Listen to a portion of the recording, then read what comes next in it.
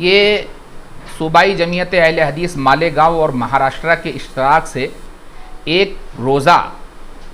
19 نومبر کو خلیل school ground میں محسن انسانیت کانفرنس کے نام سے منعقد کی جا رہی ہے۔ آج کی اس پریس کانفرنس کو بلانے کا جو مقصد ہے وہ واضح پیغام یہ ہے کہ جمعیت اہل حدیث مالیگاؤں و مہاراشٹرا بلا تفریق مسلک تمام ہی عوام کو، جملہ مسلمانان ہندوستان کو یہ دعوت دیتی ہے کہ آپ تمام ہی لوگ اس کانفرنس میں شریک ہو کر کے اور دینی حمیت و غیرت کا ثبوت دیں اور اس کانفرنس کو کامیاب کریں۔ اس کانفرنس کی جو کلیدی باتیں یہ ہے کہ یہ سرزمین مالیگاؤں میں تشریف لانے والے ایک ایسے ہمارے بزرگ عالم جو ہمارے لیے بڑی اعجاز کی بات ہے، جن کو مفتی و مدرس حرم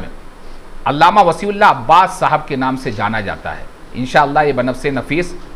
صوبائی جمعیت اہل حدیث مالیگاؤں کی جو کانفرنس 19 نومبر کو ہو رہی ہے اس کے اندر یہ تشریف لا رہے ہیں اور یہ حاضر رہیں گے۔ یہ اہل مالیگاؤں کے لیے بڑی ہی سعادت کی بات ہے۔ آج آپ لوگوں کے توسط سے پورے ہندوستان بالخصوص مہاراشٹرا اور اس کے بعد بالخصوص مالیگاؤں کی عوام سے ہم لوگ بہت ہی مؤدبانہ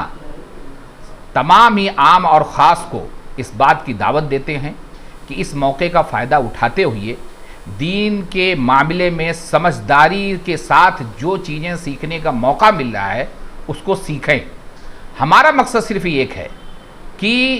اختلافی امور سے بچتے ہوئے ہم تمام ہی لوگوں کو ایک پلیٹ فارم پر لا کر کے کیسے کام کر سکتے ہیں جس سے ہمارے اتحاد اور اتفاق کا ایک نمونہ مالیگاؤں کی سرزمین بنے، ایسی ہماری کوشش ہے۔ یہ جو کانفرنس ہے یہ ہمارے ڈاکٹر سعید احمد فیضی حفظہ اللہ جو امیر جماعت صوبائی اہل حدیث مہاراشٹرا کے امیر ہیں، ان کی صدارت میں اور مختلف ہندوستان کے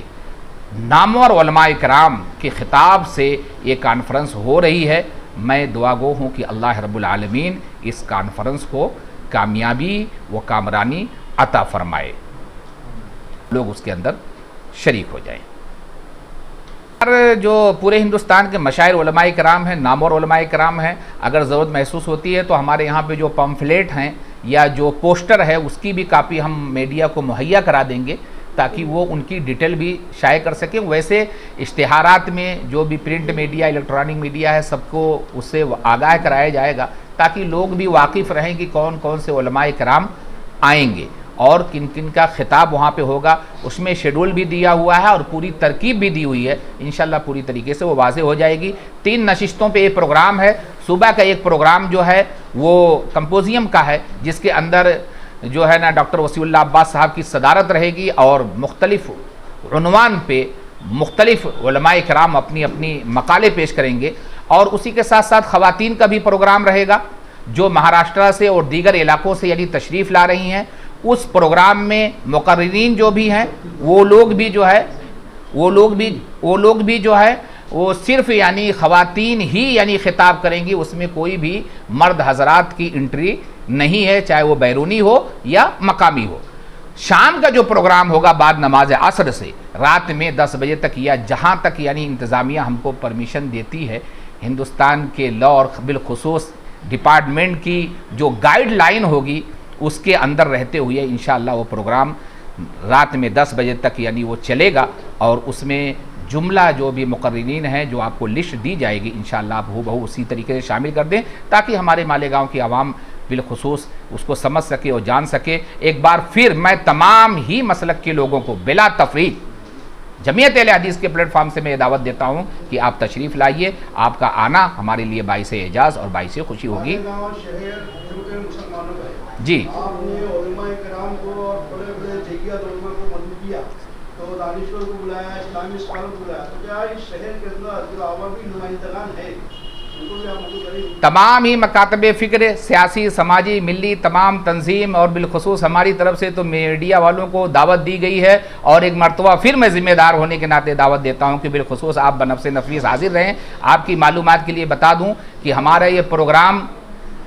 पूरे मालेगांव के लिए नहीं, पूरे हिंदुस्तान के लिए मुनाकिद किया जा रहा है। इसमें बिला तफरीक हर एक को दावत हम दे रहे हैं, तमाम मसलक के लोगों को, तमाम सियासी जमातों को, तमाम किस्म के नुमाइंदों को, हर किस्म के प्लेटफार्म पे काम करने वाले लोगों को बिला तफरीक हम दावत दे रहे हैं। और अगर हमारी दावत किसी तक पहुँचने से कासिर है या हमसे कोई ख़ता हो रही है तो आपके माध्यम से मैं पूरे शहर को दावत देता हूँ कि वो बिला